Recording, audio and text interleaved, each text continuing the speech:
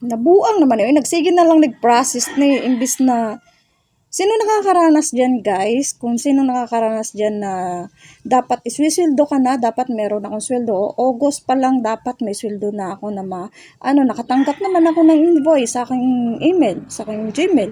Then, August dapat may iswisweldohin akong $108.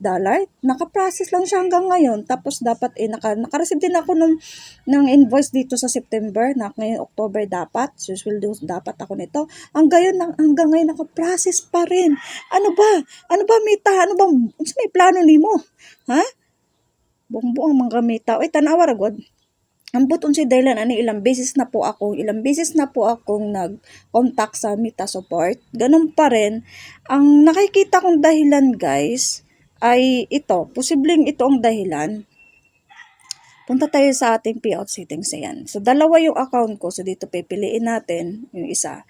So, ito guys, ito yung napapansin ko. Ito yung sa All About Cats. Ayan.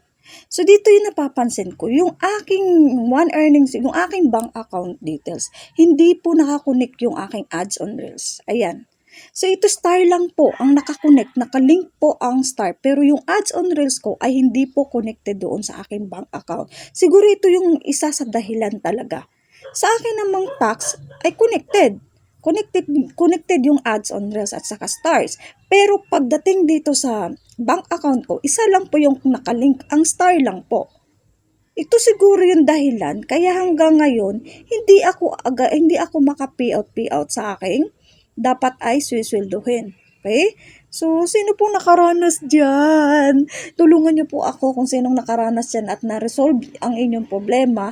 Kasi hanggang ngayon process pa rin siya. Nung August dapat, nakasweldo na dapat ako nito, na-release. Nakakatanggap naman po ako ng invoice sa aking Gmail account. Bakit nga ba? Ano nga bang dahilan nito? Mita, bakit naman? Bigay mo na sa akin, kailangan ko lang.